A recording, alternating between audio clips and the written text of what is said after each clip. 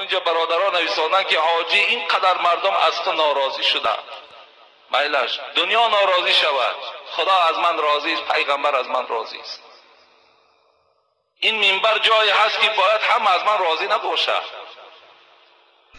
این بار چهارم است که نوشته روان میکنم ولی جوابش را نمیشنوم.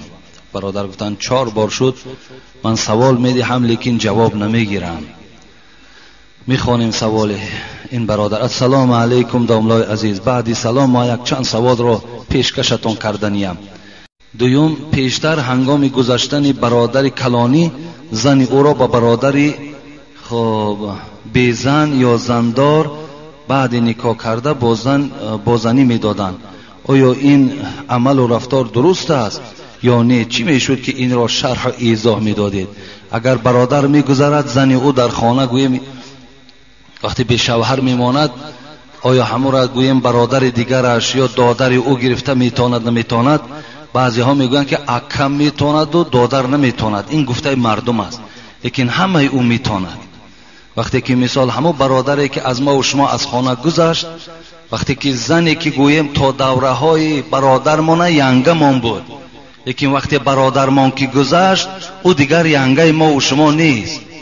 خب دیگر او در این زمان رخصت است که اینم شریعت به خاطر همون فرزندایی که از او باقی مانده است که سرسان و سرگردان نشوند، گویم باعث تشویش و باعث گویم که باز در یک حالتهای وزنین دوچار شدن همین زن نشود، همین رخصت دادن که برادری چی کلانیش باشد چی خوردیش باشد نکاح کرده گیرد درست است. یگان جای زلال زیان ندارد.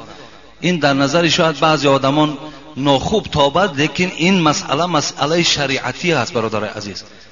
البته شریعت خدا و حبیب او از ما و شما بهتر و خوبتر میدانند. برای همین این مسئله در هیچ کدام ما و شما شک و شبهه نداشته باشیم. هر یک گویم که برادری که زنش میگذرد، کدام برادری که خواهد او را به خاطر فرزنداش میتواند، به خاطر فرزنداش هم که اگر خواهد گیرد حق دارد. درست است در شریعت. برادری دارم که بیش از 20 سال باز کسلی روحی می باشد و چند بار در کسلخانه روحی خوابید. ملا و طبیب های گوناگون دعا خواندند ولی تا حال شفا نیافته است. باز بیش در بیش فقط پاپیراس میکشد. بارها زاری و تولا کردیم که پاپیراس را نکشید، باز میکشد. خب 2 بار در نماز جمعه آوردمش، یک قدر خوب شد ولی دیگر نه آمد. چی باید کرد که شفا یابد؟ با احترام مخلص شما از توگرک. یعنی البته آن کسلی های روحی که وجود دارند اونها در این نماز جماعت اشتراک کردن نمیتونند، به خاطری که اونها که جن دارند یکی از ضربه های سخت‌ترین به سر جنها این نماز با جماعت است.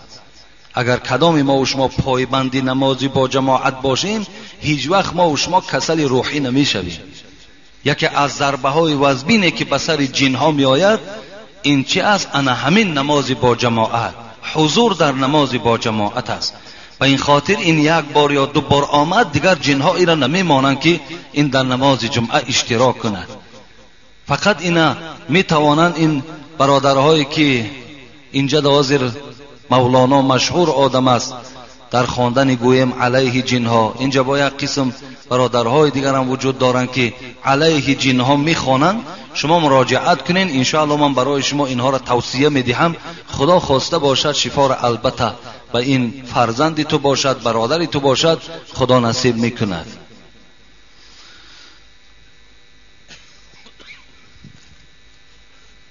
السلام علیکم داملای شیرین زبان، خدا زبان شما را باز هم شیرین‌تر و برا گرداند. ما یک سوال مصلحت آمیز دارم، التماس همین روز جواب گویید.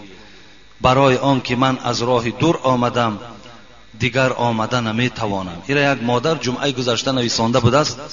ما که دیگر گوییم که وقت ها ممکن نشد جوابش نگردانیدیم. خیلی شاید که این مادر الحال نباشد، لیکن جوابش میگردانیم شاید که به گوش ویم رسد. از راه دور آمدم دیگر آمدن نمیتوانم. من مادر 6 فرزند با سببهای زندگی خانه با شوهرم جنجال خوردیم. 1 سال باز قهری و همخوابه نیستیم. شوهرم با من میگوید که نمازهای خوانده تو نزد خدا قبول نیست و اگر از دنیا گذری من که از شما راضی نیستم، شما را به جنازه میگرانم. اگر گپ‌هایش راست باشد من چیکار کنم؟ التماس به من گویید که چیکار کنم. التماس همین روز جواب گویید. با احترام مخلصی دوستدار شما از اوچسکه تاسقلعی کلخازی لیلین. این مادرم آدم دیندار بوده است که گوییم که بعد این قدر جنگ و جنجال باشد پشیمان شده باشد و خواست است که عاقبتش آباد باشد.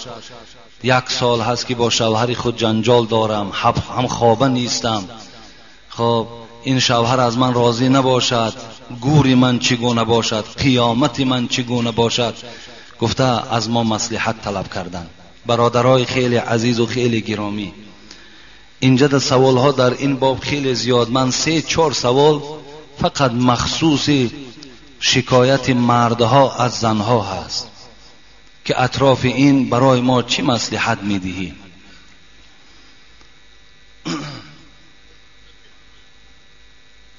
حبیب خدا در حدیثای مبارک میفرماید ایما امرأة ماتت و زوجها عنها راض دخلت الجنه. ببین خیلی با دقت باشین. می توانین این سخنها را به مادرها و به زنها و به خواهرها و به ینگه هایی که در خانه دارین رفته رسانین. حبیب خدا فرموده ایستاده است کدام زنی که پیش از شوهر جان به حق تسلیم میکند، پیش از شوهر از این دنیا میگذرد، ایما امرأة ماتت و زوجها عنها راض. حبیب خدا میگوید لیکن شوهر این زن از این زن بسیار راضی است. به تقدیر الهی جان به حق تسلیم کرده است، لیکن شوهر بسیار غمگین است. به خاطر چی غمگین است؟ به خاطر که این زنی بود که زنی گویم فرمان بردار بود، زنی بود که همیشه در خدمت مرد قائم بود، همیشه سخن مرد برای خود گویم که یک قرار یک حکم قرار میداد. با این خاطر این مرد که دوستش می داشت برای رفتن این زن، برای گویم مردن این زن، این شوهر که غمگین است و راضی از این زن است، حبیب خدا گفتن 8 در جنت منتظر این زن است. 8 در جنت. هر دری ببین شما در خانه ها دارین، 4 خانه ها دارین، 5 خانه ها دارین.